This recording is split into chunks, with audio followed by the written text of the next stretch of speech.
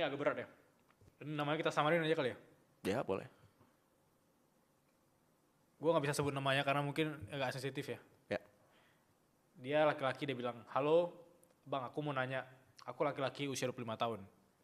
Aku disuruh nikah oleh orang tua aku dan pasangan aku juga buru-buru untuk nikah. Tapi secara finansial aku merasa belum siap dan secara mental juga belum siap.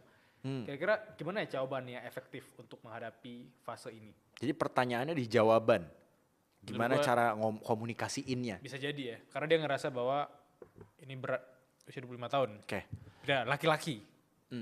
Kalau menurut gua ini benar-benar subjektif. Karena kebanyakan orang bisa berkomunikasi tapi tidak bisa berkomunikasi dengan sehat. Ya. Itu dua hal yang berbeda. Oke, you're good at communicating tapi apakah komunikasi lu sehat? Nah, dari pengalaman gue, komunikasi yang sehat itu bukan tentang kita udah memberikan informasi yang jelas, tapi lebih ke apakah dia merasa didengar nih lawan bicara kita, apakah dia merasa dimengerti, apakah dia bisa meresap informasi dari kita. Dan itu membutuhkan data yang jelas di mana kini orang tuh orangnya kayak gimana dulu.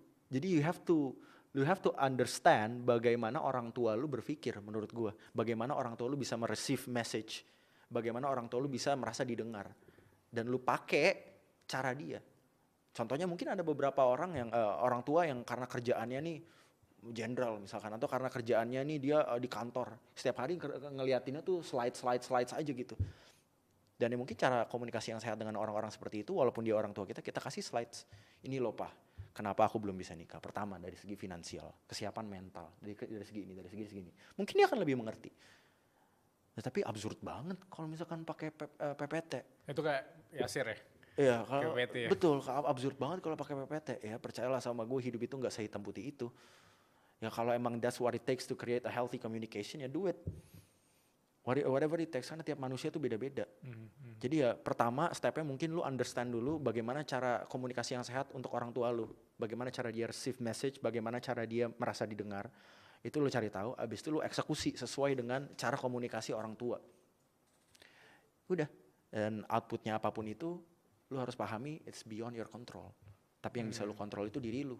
Kalau misalkan outputnya dia tetap pengen lu cepet-cepet nikah dan lu nggak mau, ya maybe you have to go extreme way. Mungkin ya saat itu baru akhirnya lu harus ekstrim, itu kayak enggak.